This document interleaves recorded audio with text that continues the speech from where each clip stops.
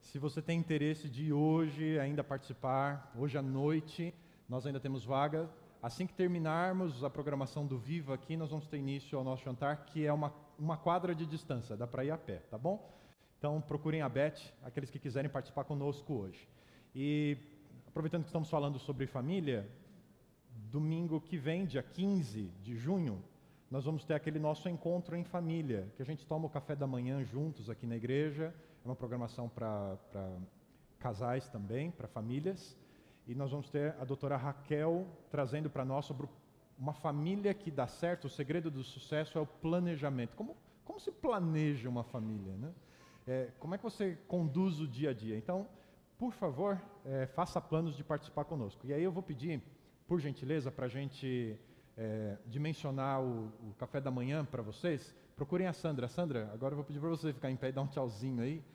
Por favor, procurem hoje ainda a Sandra, para a gente ter certeza que vamos poder servir bem você no próximo domingo, dia 15, nosso café da manhã juntos aqui em família, tá bom? Então era o que eu precisava falar para vocês sobre família.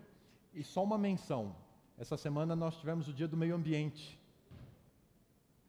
Para você não esquecer disso, à saída você vai receber uma pequena lembrança do Ministério de Meio Ambiente da nossa igreja, para você lembrar um pouquinho do nosso compromisso como cristãos com o meio ambiente, tá bem? E aí, detalhes maiores você vai ter nessa pequena lembrança que você vai receber à saída hoje. Então não estranhe o que você vai receber hoje ao final do nosso programa, tá bom? Muito bem.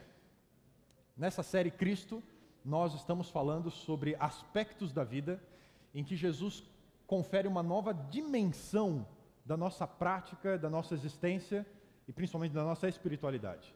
E hoje, o tema de hoje é sobre mais que um religioso. Você se considera uma pessoa religiosa? Esse é um termo que inclusive vai modificando o seu significado ao longo do tempo, né? Para muitos aqui, religioso é aquele que não perde uma reunião da igreja, que passa o dia inteiro e a semana inteira dentro da igreja. Para outros, religioso é apenas aquele que fez um voto e assumiu um compromisso, como por exemplo o pastor, na realidade católica, aqueles que entram nas ordens católicas, né? Você se julga uma pessoa religiosa? Jesus confrontou as pessoas de seu tempo com esse tema. E essa manhã eu gostaria de convidar você para juntos observarmos o que Jesus tinha a dizer, quais os conselhos dele para pessoas como eu e você, que estamos numa igreja hoje pela manhã. Evangelho de Lucas, capítulo 18. E eu convido também o pessoal que está em casa nos acompanhando aí pela transmissão online. Vamos orar aqui para que a sua internet fique tranquila aí até o fim da programação. Você acompanhe com a gente a nossa reflexão bíblica dessa manhã. Seja bem-vindo, viu? Lucas capítulo 18, versos 9 a 14. Você encontrou? Vamos orar? Assim como você está? Bom Deus, ao abrirmos a Tua palavra esta manhã, simbolicamente queremos abrir também nossa mente e nosso coração para ouvir Tuas palavras, para ouvir o Senhor nos guiando a uma reflexão sobre os Teus propósitos para a nossa vida. Permite esse encontro contigo, te pedimos por Jesus. Amém. Verso 9, Jesus disse esta parábola a alguns que confiavam em si mesmos, crendo que eram justos, e desprezavam os outros. 2 homens, diz Jesus, subiram ao templo para orar. Um era fariseu, o outro cobrador de impostos. O fariseu, posto em pé, orava consigo desta maneira: ó Deus, graças te dou, porque não sou como os demais homens, roubadores, injustos, adúlteros, nem ainda como este cobrador de impostos. Jejuo 2 vezes na semana, dou os dízimos de tudo o que possuo. Por sua vez, o cobrador de impostos, estando em pé, de longe, nem queria levantar os olhos ao céu, mas batia no peito, dizendo: ó Deus, tem misericórdia de mim, pecador. Digo-vos, este desceu justificado para a sua casa, não aquele. Pois qualquer que a si mesmo se exaltar, será humilhado. E qualquer que a si mesmo se humilhar, este será exaltado. Jesus viveu numa realidade onde as pessoas viviam num meio religioso.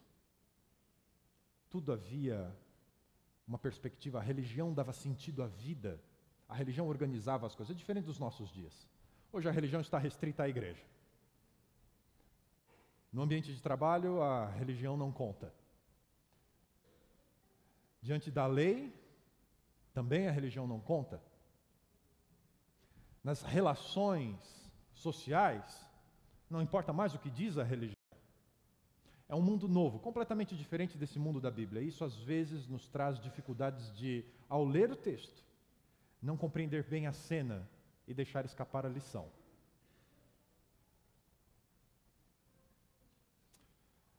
Às vezes olhamos para esse tempo de Jesus e observamos os ensinos de Jesus e a gente fica com a seguinte impressão: Jesus era contra a religião de seus dias. Talvez a gente precisasse reformular essa pergunta. Contra qual religião de seus dias Jesus era contra? A pagã, ou a judaica, ele cria o cristianismo? Será? O judaísmo nos dias de Jesus não era uma única e a mesma experiência. Como o cristianismo hoje não é uma única e a mesma experiência religiosa. Católicos, protestantes, pentecostais têm visões distintas do que é a experiência com Deus. E assim era o judaísmo nos dias de Jesus. Para vocês terem uma ideia, no Novo Testamento são mencionados os fariseus, os saduceus, os herodianos, mas nós sabemos por outras fontes, também os zelotes, e nós sabemos por outras fontes dos essênios, literatura desse primeiro século da era cristã, um outro partido, ou uma outra expressão religiosa dos judeus nos tempos de Jesus. Há indícios muito fortes que talvez João Batista tenha participado de comunidades essênias em seus dias. Cada um deles perspectivas diferentes sobre a fé judaica. Contra que religião Jesus era contra?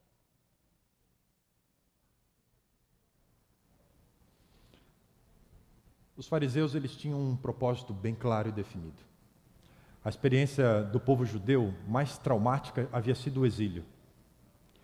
Foi quando foram libertos do Egito, que se viram como nação organizada por Deus, e foi os traumas da invasão babilônica, do Império Neobabilônico, que trouxe novamente a experiência do exílio. E agora, depois de Jerusalém reconstruída, voltando a habitar na sua terra, eles estavam sob a dominação do Império Macedônico, já desfeito, os Seleucidas, que foram herdeiros ali, um dos generais de Alexandre Magno, e havia um propósito do rei Antíoco Epifânio de helenizar os judeus, para quebrar a identidade nacional deles, que era fortemente influenciada pela Bíblia. E nesse momento histórico, fica ali na história entre o Antigo e o Novo Testamento, surgiu a rebelião, a revolta dos Macabeus.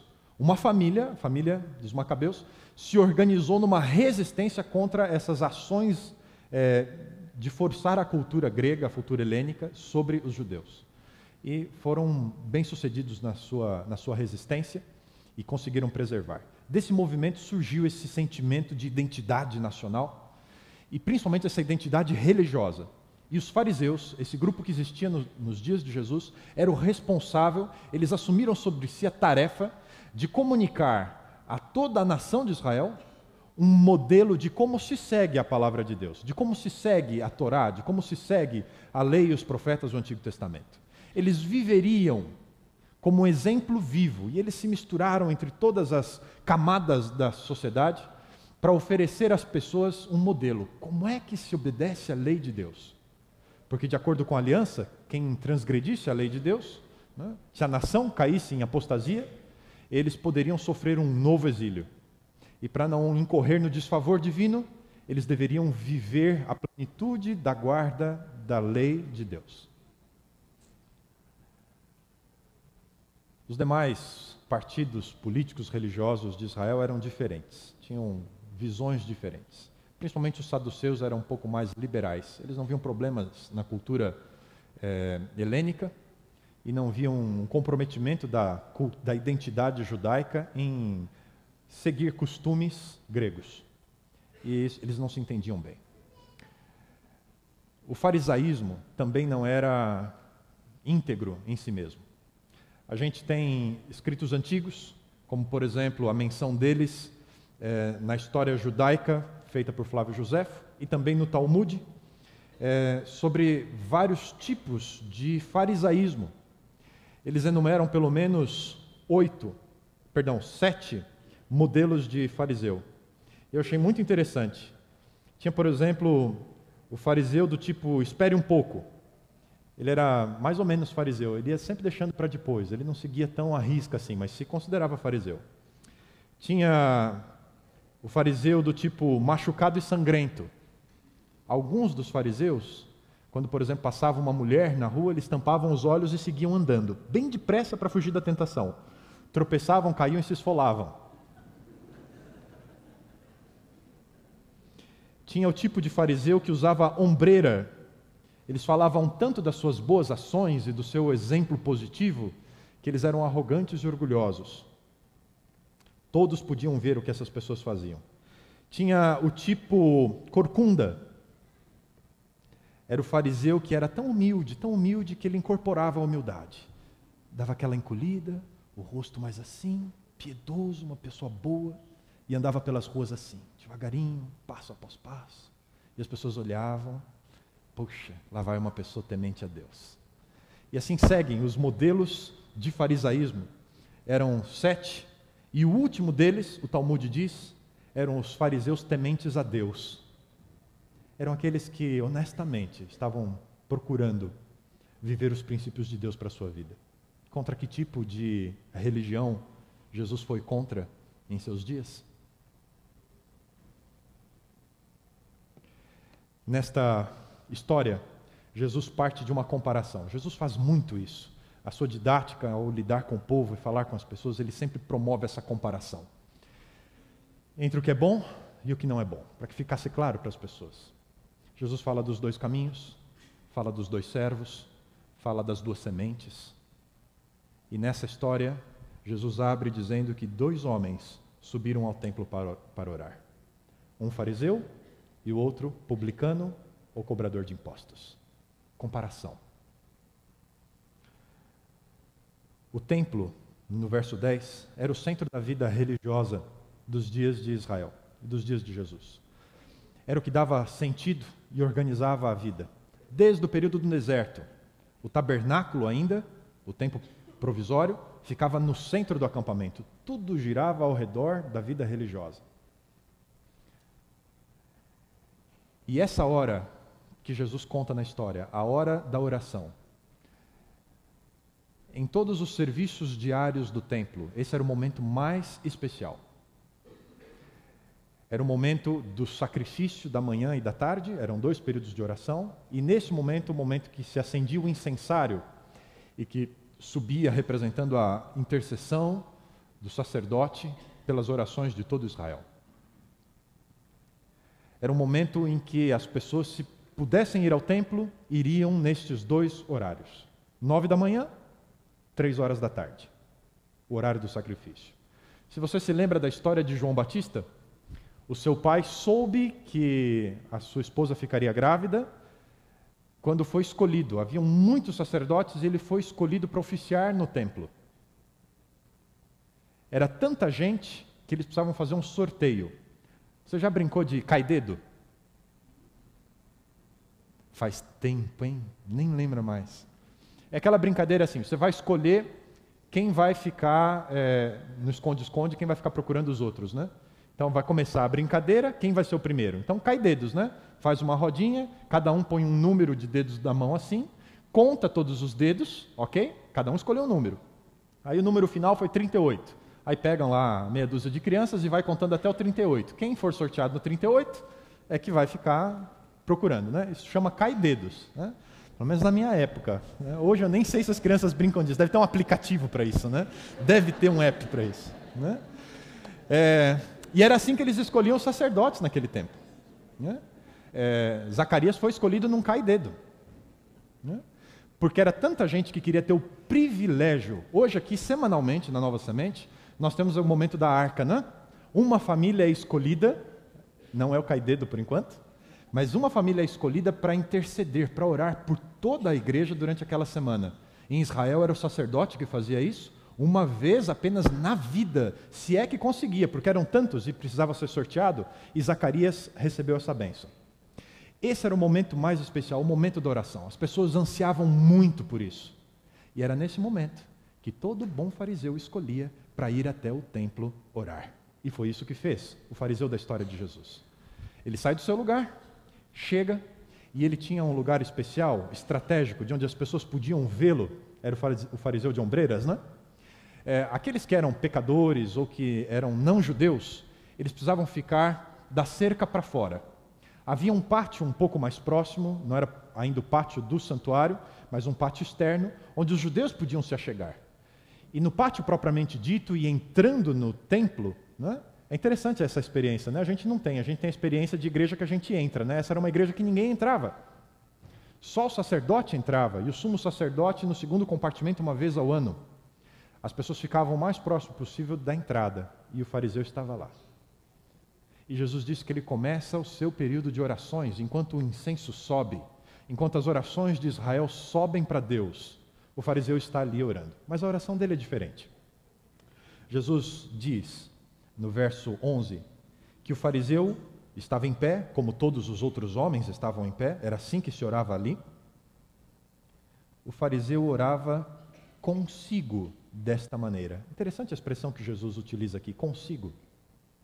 Porque o que aquele homem fazia não era uma oração a Deus. As palavras que saem de sua boca, ó Deus, graças te dou, porque não sou como os demais homens, isso não é uma oração.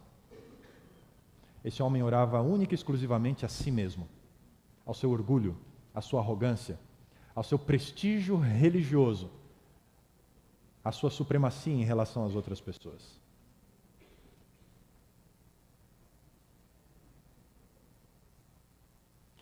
Temos diversos tipos de cristianismo hoje, diversas experiências de cristãos.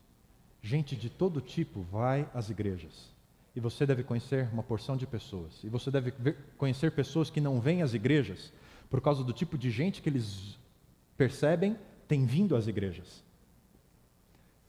E talvez a pergunta mais importante dessa manhã e que precisamos responder: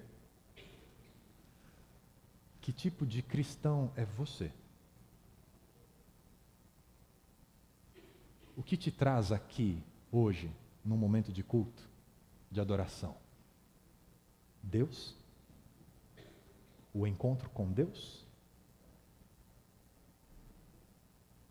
Aquele homem começa a sua oração e ele justifica o seu pensamento, dizendo: graças te dou, porque não sou como os demais homens, roubadores, injustos e adúlteros, e nem ainda como este cobrador de impostos. Sabe? O bom fariseu tinha a sua lista de pecados. Não era a sua lista de pecados, era a lista de pecado dos outros. E eu conheço gente que anda com a lista de pecado dos outros no bolso. Já fui pastor de gente que anda com a lista de pecado nos outros no bolso. Talvez você que está em casa conheça pessoas que andam com a lista de pecado dos outros no bolso. E o nosso padrão de espiritualidade não é Deus, mas são os outros. Que bom que eu não sou igual ao fulano, que é desonesto. Que bom que eu não sou igual àquela irmãzinha, que é adúltera.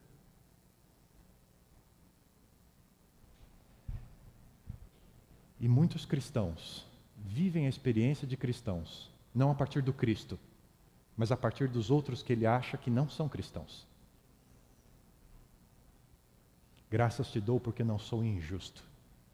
Quando ele diz que ele não é injusto, ele está dizendo que ele é justo.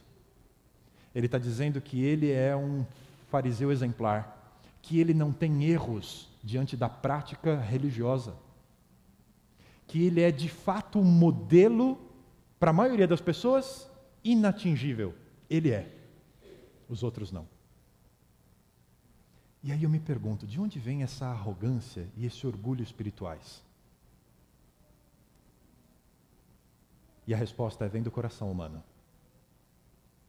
O simples fato de entrarmos pelas portas de uma igreja, o simples fato de decidirmos seguirmos princípios que estão na palavra de Deus, não transforma o nosso coração. Não quebra toda a nossa arrogância e o nosso orgulho. Jesus está falando que um homem religioso caía no pecado da arrogância e do orgulho. Além da lista de pecado dos outros, o verso 12 diz que o fariseu tinha a sua lista de virtudes.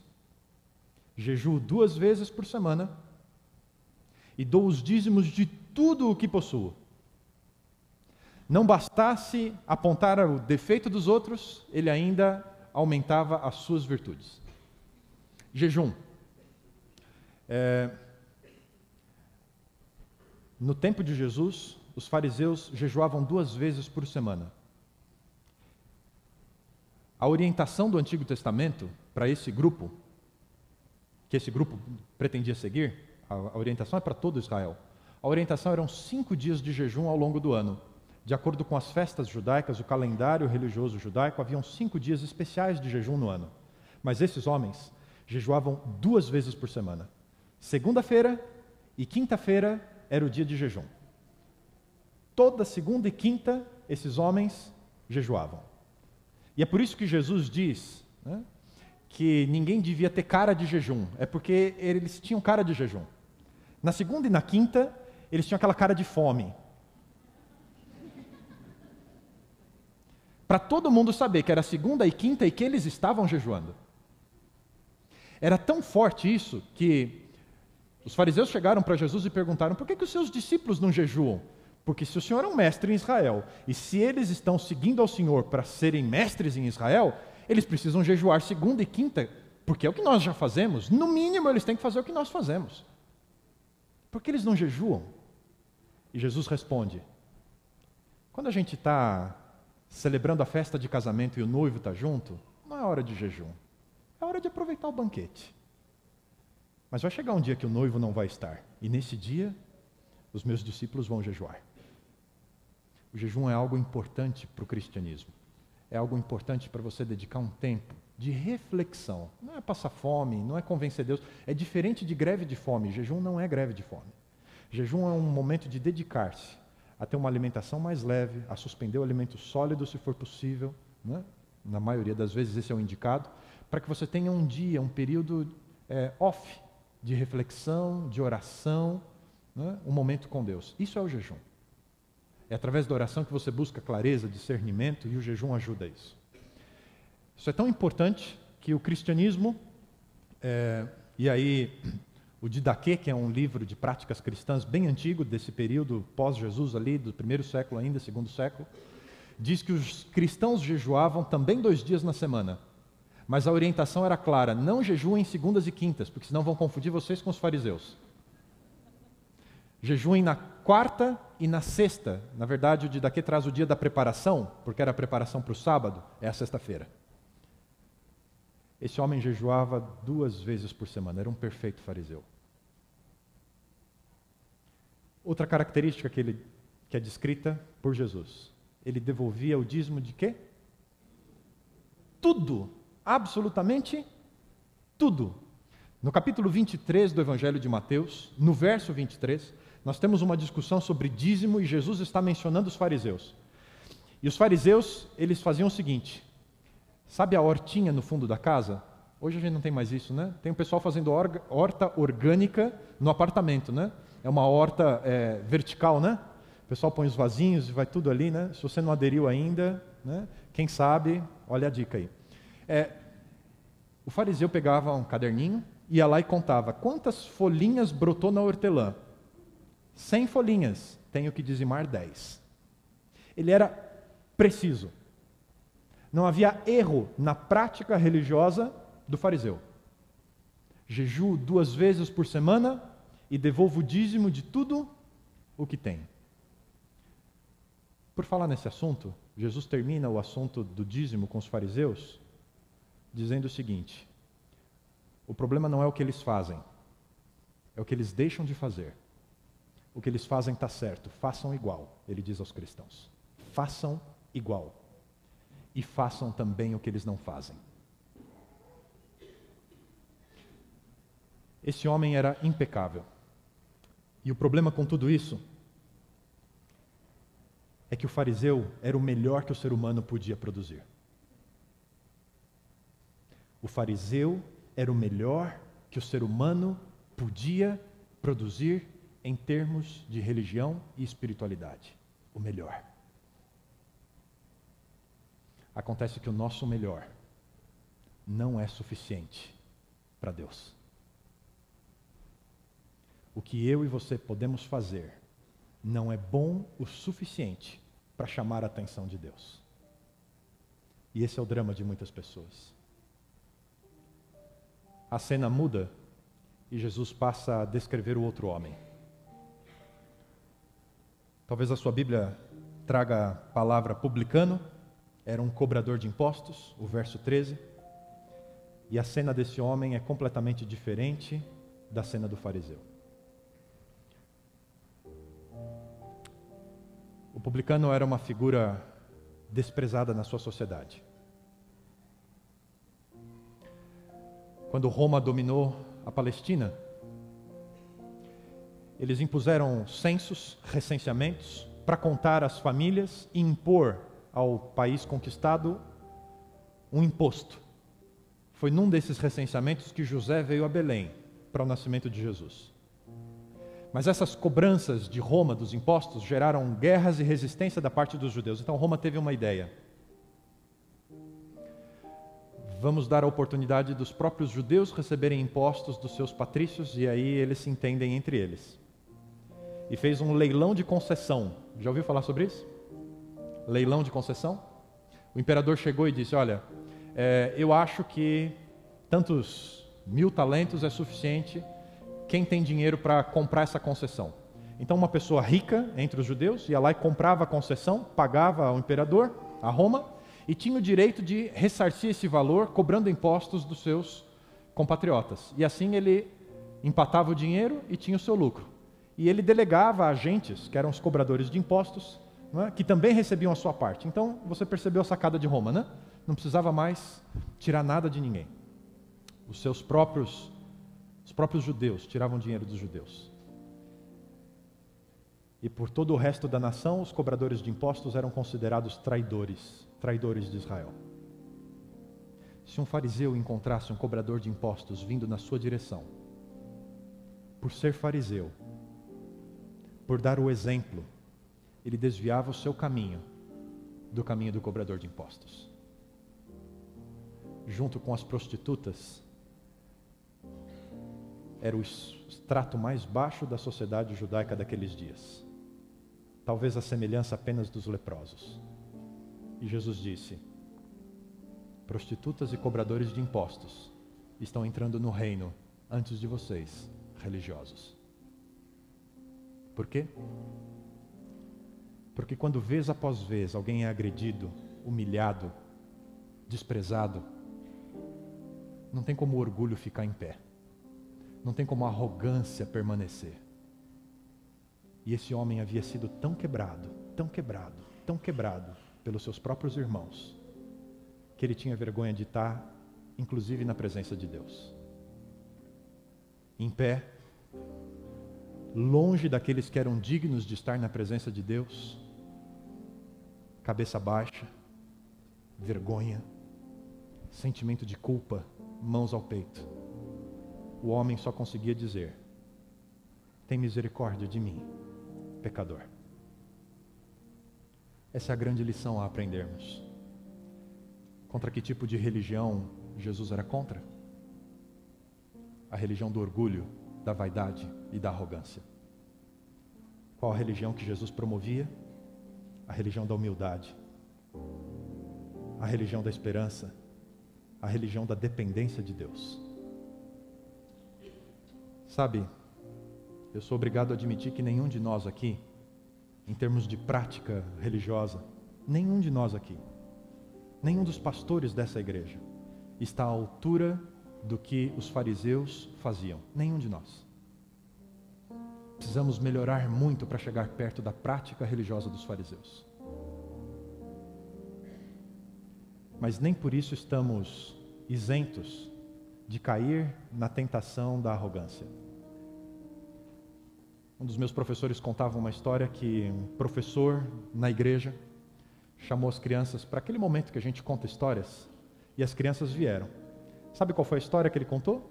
Foi essa história. E depois de terminar essa história, aquele homem orou com as crianças. E a oração dele era assim: graças te damos, Senhor, por não sermos como os fariseus. O orgulho e a vaidade são tão traiçoeiros que até aqueles que não querem ter o estigma do religioso podem cair nessa armadilha. O único lugar seguro para mim e para você é quando decidimos olhar para Deus e para nós mesmos e dizer: Senhor, eu preciso da Tua misericórdia, eu preciso da Tua graça, porque eu não sou quem eu deveria ser. Faz de mim, realiza na minha vida o Teu plano e o Teu propósito. Não há outro caminho, para mim nem para você. E quando achamos esse é caminho da dependência de Deus, nos tornamos mais que religiosos, nos tornamos filhos de Deus. Essa manhã eu gostaria de ter um momento especial de oração com você. Convidar para você, cabeça baixa, olhos fechados, a postura da humildade. Abrir o coração para Deus. E numa oração, unidos, pedirmos que Ele nos livre dessa armadilha. Você ora comigo? Você em casa? Ore conosco. Bom Deus, essa manhã somos confrontados com dois homens. E quem os colocou frente a frente foi Jesus Cristo. E somos nós confrontados com eles. Quem nos coloca diante desta cena também é Jesus Cristo. E quem sabe é aqui, Senhor, um convite da Tua parte para cada um de nós. O caminho da humildade. O caminho do reconhecimento de que não somos perfeitos. Estamos longe da perfeição. E por isso, precisamos da Tua misericórdia e da Tua graça na nossa vida. Não permita que nenhum de nós aqui caia na armadilha do orgulho, da vaidade, da arrogância.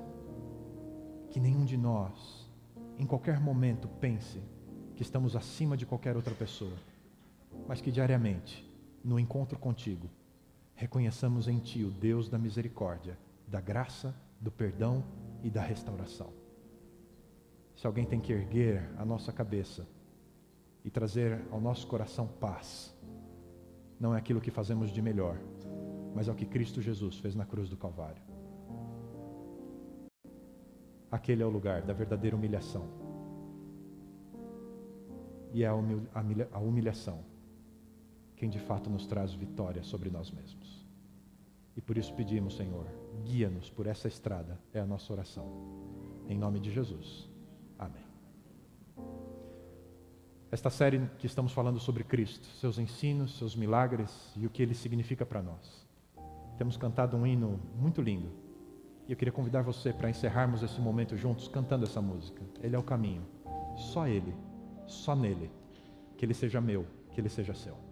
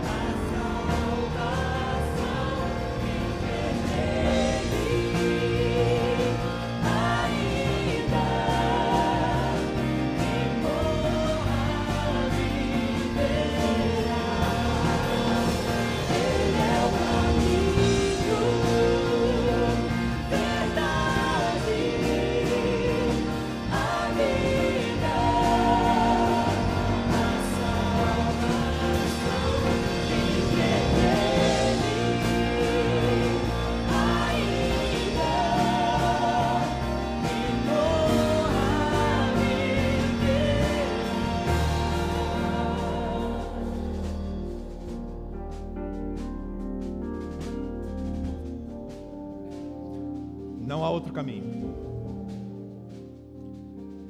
Paulo diz, precisamos ter em nós o mesmo sentimento de Cristo Jesus. Não há outro caminho. Aquele que é exaltado acima de todo o universo se transformou em vergonha por mim e por você. Não há lugar na verdadeira espiritualidade, na religião de Jesus, para orgulho, arrogância e vaidade. Só Ele e só o caminho dele nos levam a ser mais que religiosos. Bom Deus, ao nos despedirmos daqui esta manhã, pedimos que este sentimento que só vem de Cristo Jesus tenha espaço na nossa vida, cada vez mais, nos levando a humilhar o nosso eu, as nossas percepções particulares do que é a religião, a vida, mas aprendermos no caminho de Jesus. É a nossa oração esta manhã. Em nome daquele que é o caminho, a verdade e a vida, Jesus Cristo. Amém. Antes de nos despedirmos, queremos deixar um abraço especial ao Paulo, a Ioná, a Júlia e a Silvia, que se batizaram hoje. Por favor, venham aqui, recebam os nossos mais novos membros.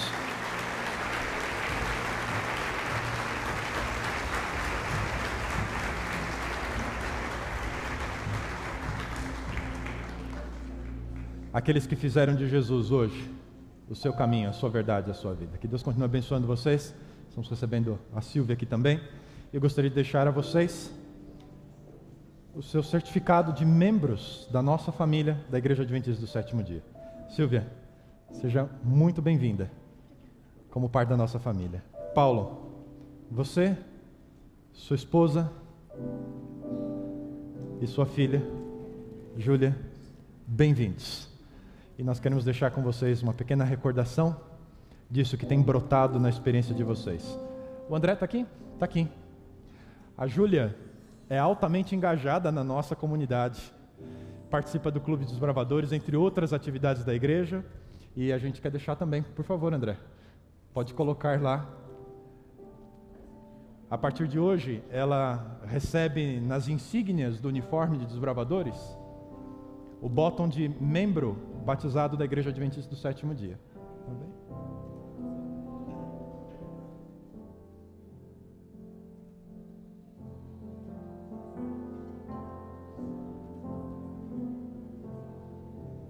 Mais uma vez, que Deus abençoe vocês.